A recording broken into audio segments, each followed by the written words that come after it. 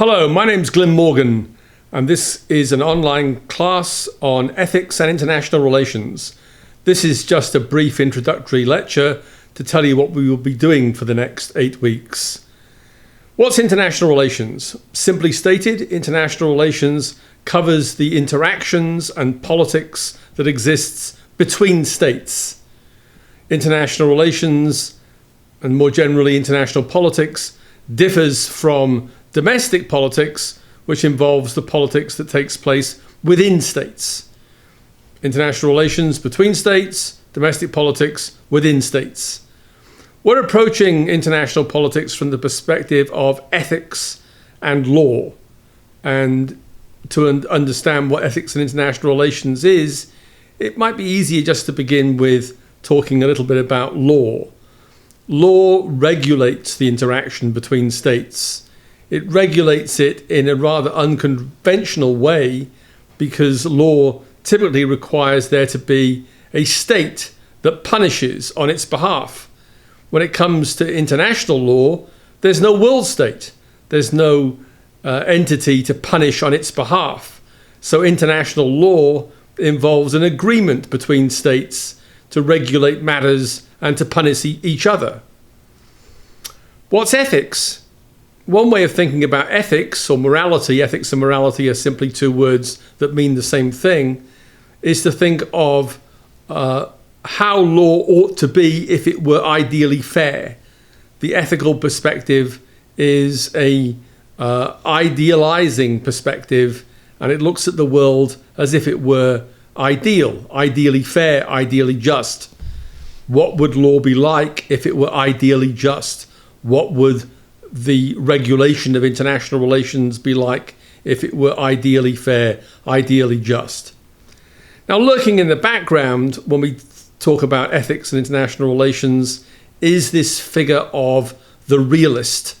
A realist is someone who thinks that international relations doesn't permit of being regulated fairly because international relations is always a matter of power and national self-interest.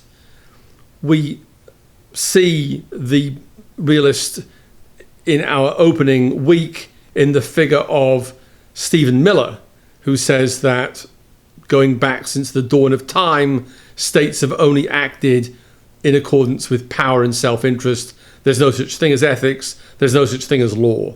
That is the realist perspective, and we will be dealing with realism at great length in the course of this semester. Okay. That's my definition of what ethics and international relations is all about. How are we going to address this topic? Well, we're going to boil things down to an 8-week class. The first week we're going to talk about ethics, law, and international relations as it pertains to the recent intervention in Venezuela. And we're going to look at the history of international law as it's come down to us from the UN Charter and various treaties that organise politics in the modern era. And we're also going to look again at this figure of the realist who says ethics and law simply don't exist. I'll talk a lot more about ethics, law, and international relations as it pertains to Venezuela in my other introductory online lecture. But that's the topic of week 1. The topic of week 2 is targeted killing. States these days, particularly the United States and Israel, have taken to killing individuals who they deem to be an enemy. What's the justification for that? Is there one? Here we have to deal with something I call the James Bond puzzle. What is it about states that give them the authority to turn what would otherwise be killers into heroes? James Bond has a license to kill. What is it about the state that can give him a license to kill? Is it all states that can do this, or only certain states, powerful states, democratic states? That's what I call the James Bond puzzle, and we're going to be talking about that in week 2. In week 3, we're going to go back into the 4th or 5th century before the Christian era and look at the Greek thinker Thucydides, who's widely considered to be the founder of the realist approach to international relations. And we're going to be talking about the war between Athens and Sparta. That was the topic of his great text, The Peloponnesian War. Why are we dealing with Thucydides? Well, one reason is that he's one of the key figures in this whole field. And secondly, he's been rediscovered in recent times, and people have argued that what happened between Athens and Sparta is currently happening between the United States and China. One dominant power is confronting a rising power. And as happened between Athens and Sparta, there was conflict that led to war.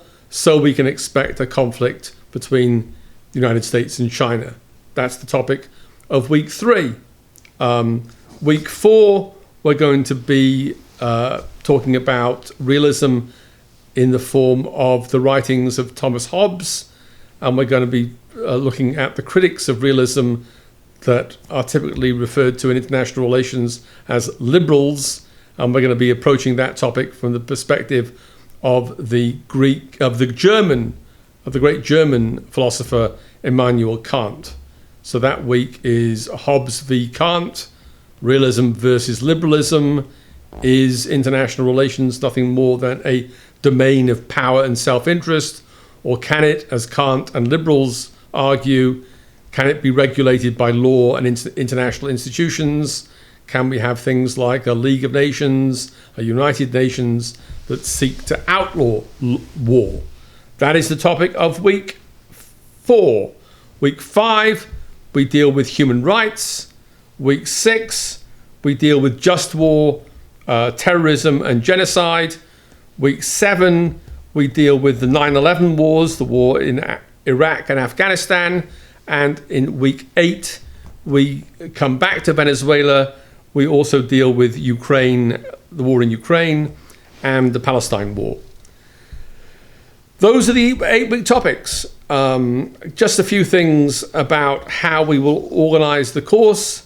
The course is known as a synchronous online course. Some of the work you will be doing by yourself, and some of the work will be done together.